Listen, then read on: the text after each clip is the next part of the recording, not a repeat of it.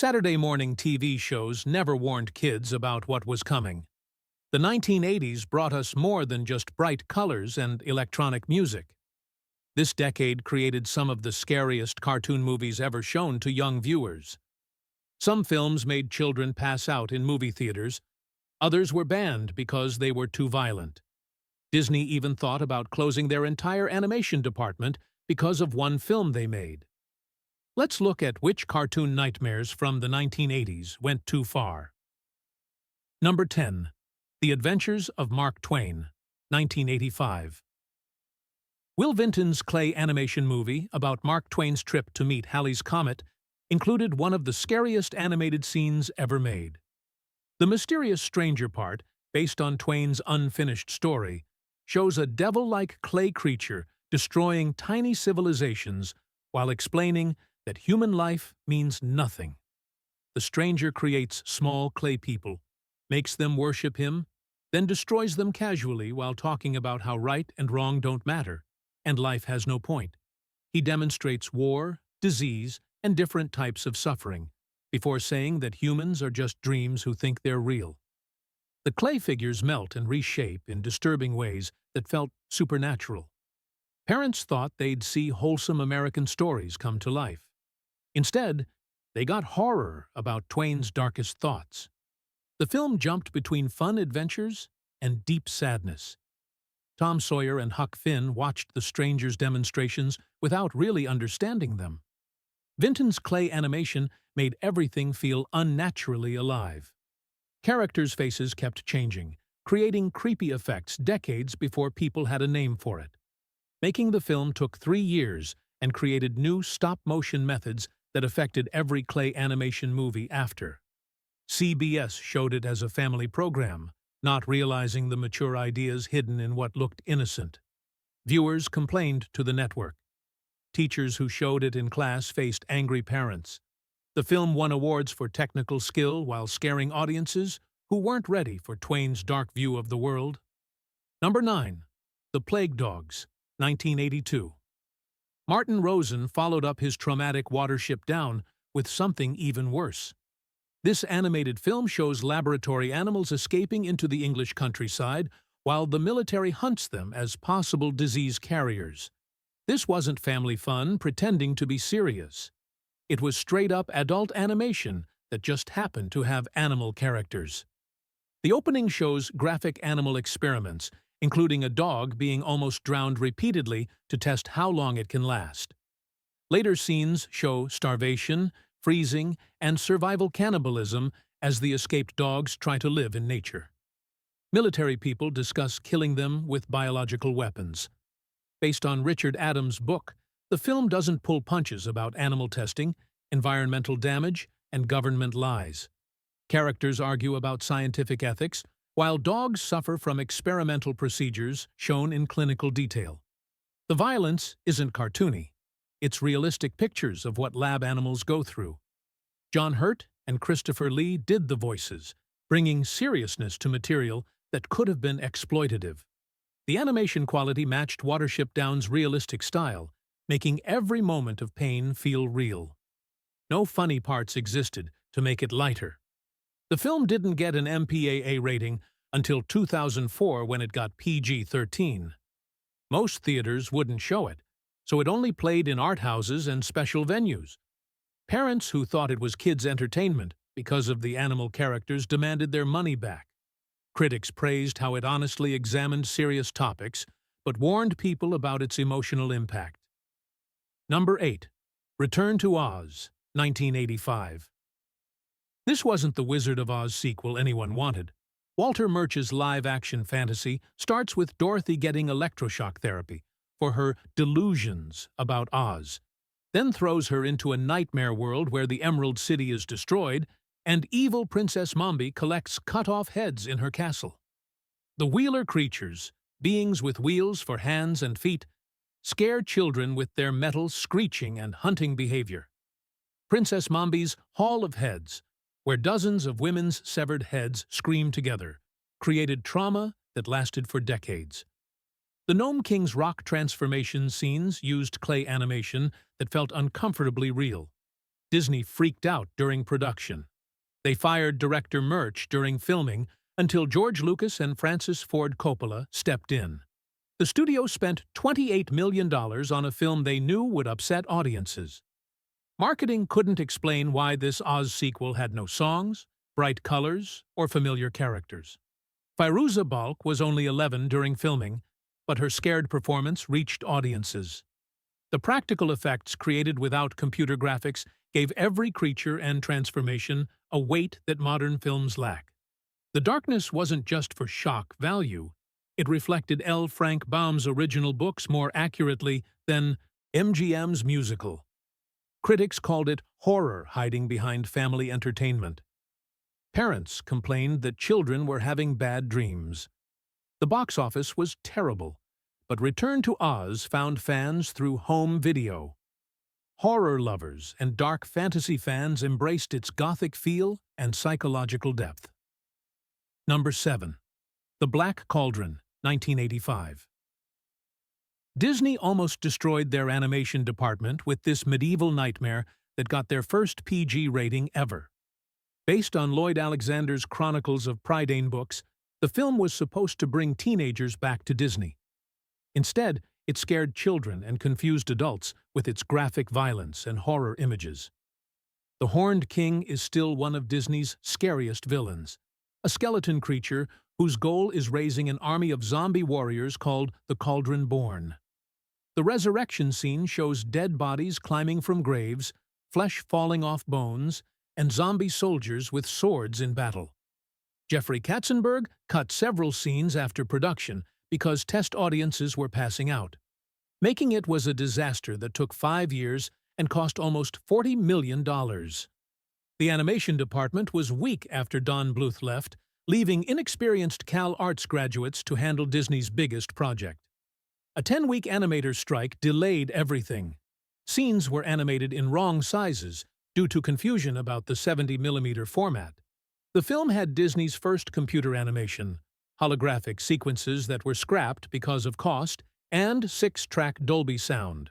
But technical innovation couldn't fix the confused story that borrowed from multiple books without creating a clear narrative.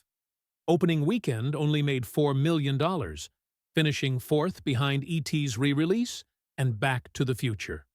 Total U.S. earnings were $21 million against that huge budget.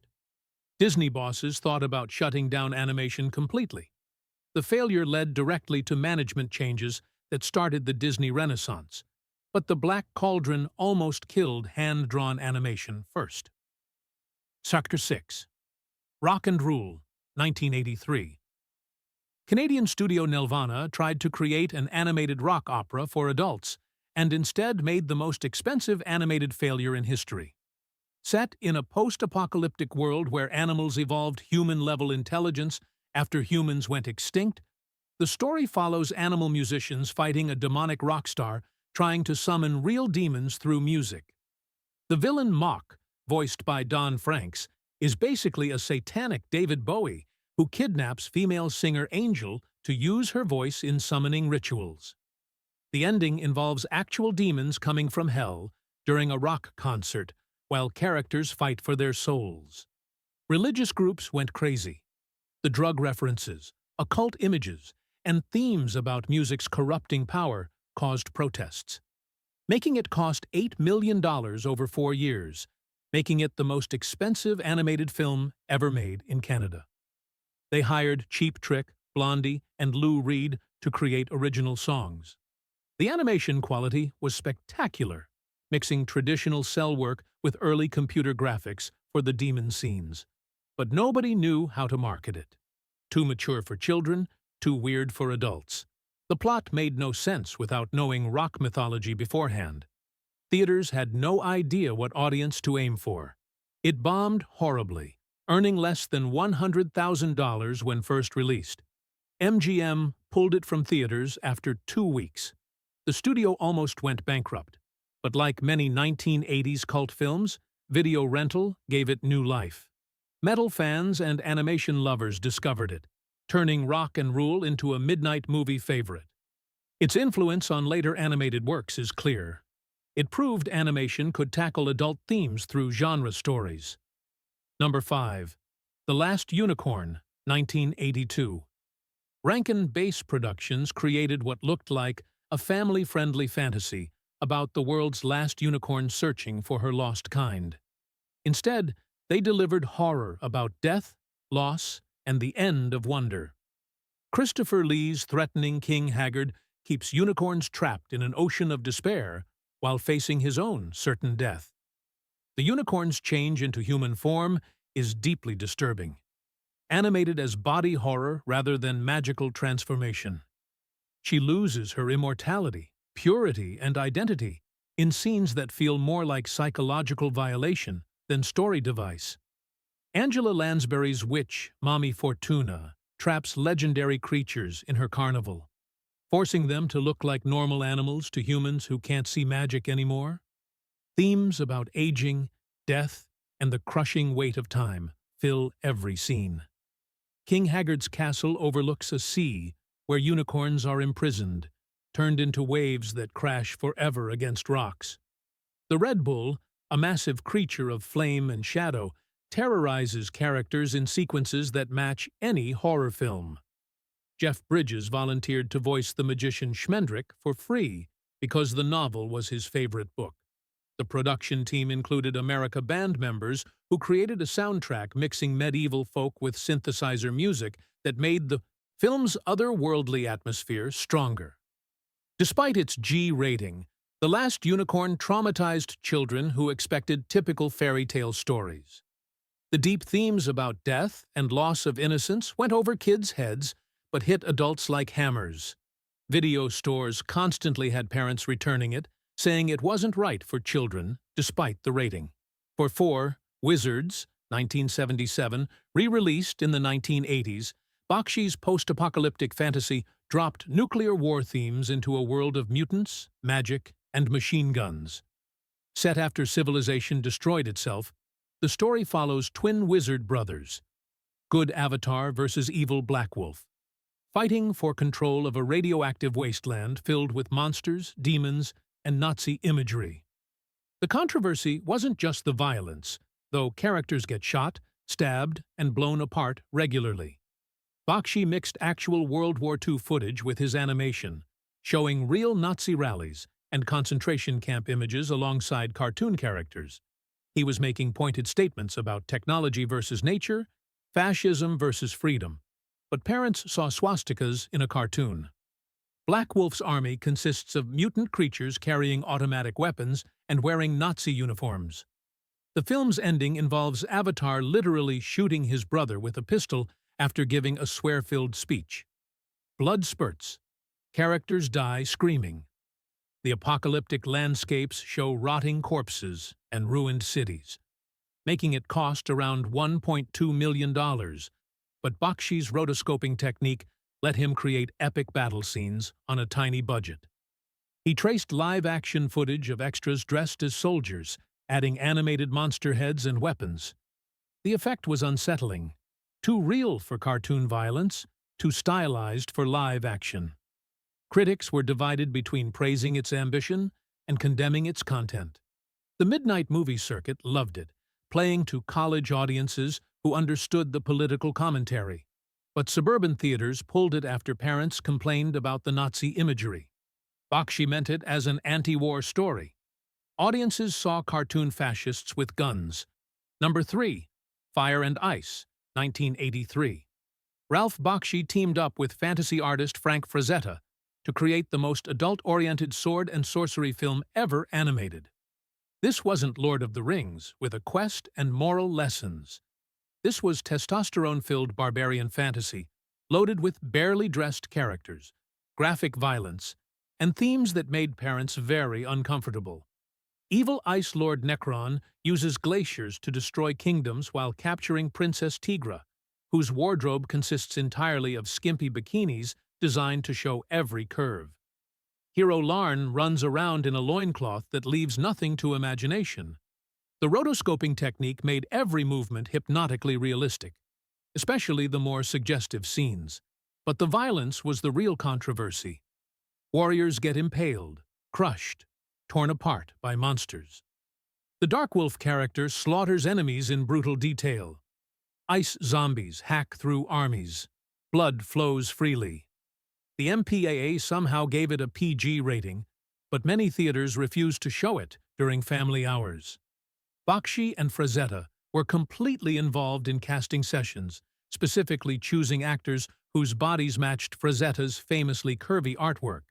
The live-action rotoscoping sessions were basically soft-core photo shoots, disguised as animation reference. Critics dismissed it as mindless eye candy, which was exactly the point. This was Frazetta artwork brought to life, complete with all the adult themes his paintings implied.